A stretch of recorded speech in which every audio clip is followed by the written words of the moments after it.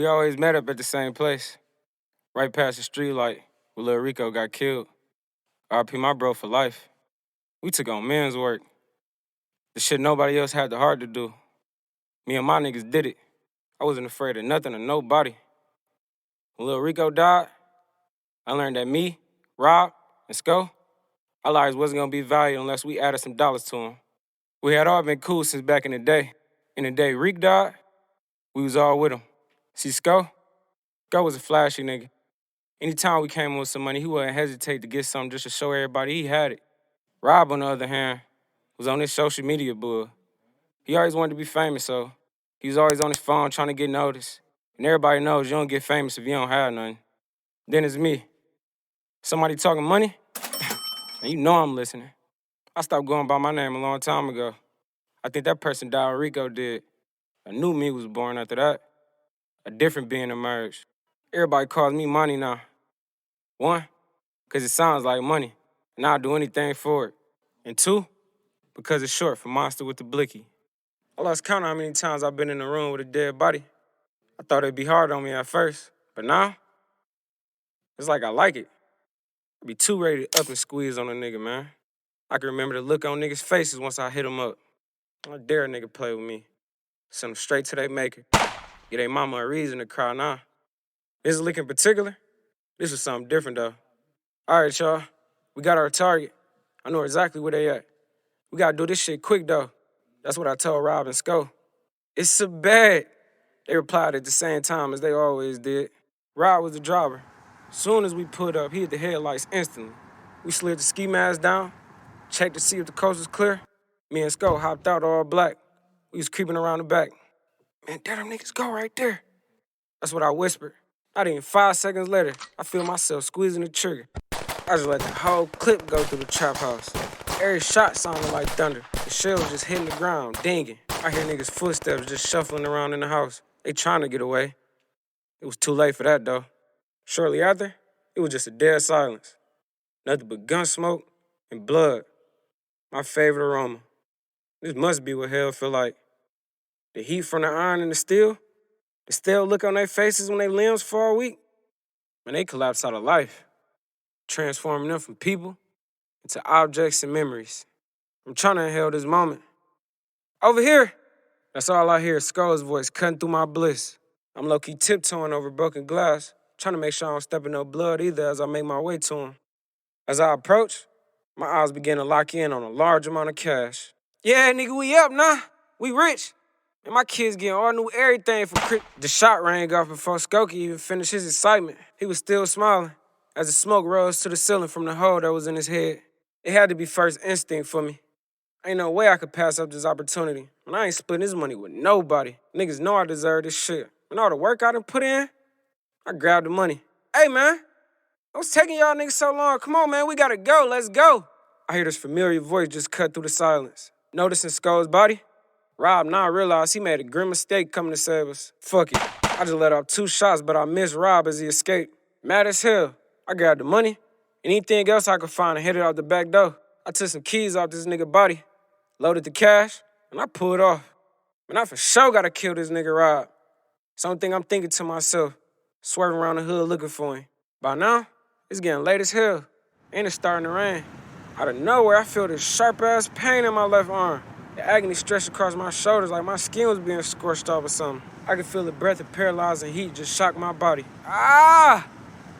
I screeched out from the intensity, pulled my jacket off to see what was causing the pain. I found my arms covered in what looked like burned and rotten flesh, trying to look for something to wrap this shit with. Wound up finding an old shirt in the back seat. And this shit hurt. And the more it hurt, I got madder and madder. And where this nigga at? I was so frustrated. I was on the hunt. And nothing was gonna stop me either. I couldn't explain what was really happening in that moment. But every minute, I felt myself changing. My legs got stiff. I knew I was driving, but they wasn't numb. They were just a little tight, like wooden boards. My body began to feel heavy. Like that time me and Scoe carried them West Side niggas' body to the river. I laughed at the memory, but stopped once I tasted my own blood. Wait, I'm bleeding? Thinking out loud. I soon noticed that t-shirt I used to wrap my left arm was getting soaked. Clutching now. I done spotted Rob car parked at his girl crib. He done made this shit too easy for me. That's all I was really thinking, laughing to myself as I smiled. I caught a glimpse of what I thought was my reflection in my rearview mirror. My eyes was red as hell, with shades of yellow and green in it. My skin looked gray and discolored.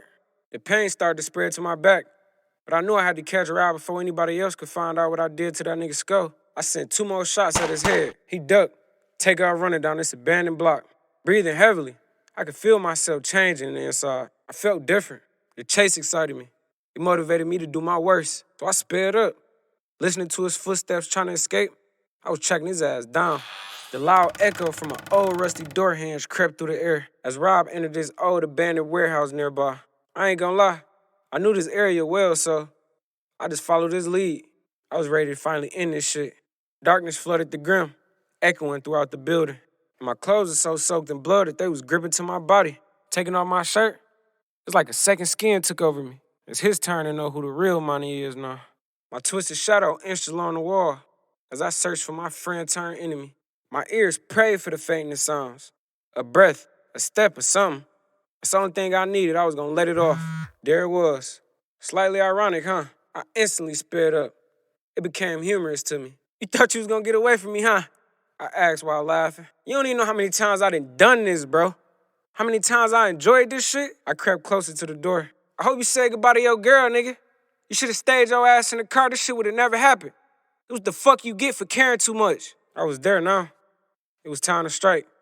I was fully transformed, ready to take the one thing no man could ever get back. I bust open the door, just let my gun sing, my face smiling as the orchestra of bullets plays. I cackle a little, rejoicing in hilarity. Bye-bye, nigga, I shouted. 3 shots ring off. I feel my monstrous body hit the ground. The bloody taste on my lips this time was not as sweet as it used to be. Bye-bye, nigga. I hear Rob whisper in my ear as he stepped over me from behind. I look ahead of me, only to realize that Rob's phone was recording me, posting this shit live on his Instagram page. His followers witnessed the whole thing. Laying in my own blood, I smelled that scent that was once so sweet to me. I was now sickened by its odor. The pain paralyzed my body and I began to choke. Through my suffering is when I seen them all. All the eyes I looked into so many times before their lives were stolen by my thieving hands, they saw me, the real me. For the first time, I felt remorse. I wanted to say I'm sorry, but I knew I wasn't. It wouldn't make a difference anyway. Faced with my accusations, I couldn't look away. My hell began there. Every uncomfortable memory rushed my mind. I wish I could scrape it out.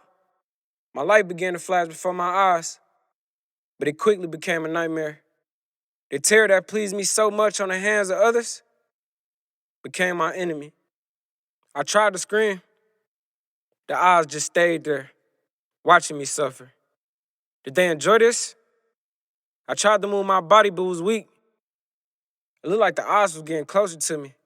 Man, if I could just undo it. If I knew this was gonna happen, I would have stopped. My thoughts went from statements to speeches, hoping that someone would help me, even though no one helped them. The chains of guilt grabbed me by my ankles, dragging me into the darkness, toward the accusing eyes. My heart slowed. My body felt cold. My senses shut down. All I could smell was iron and steel as I collapsed out of life, turning from a person to an object in my memory, a nightmare.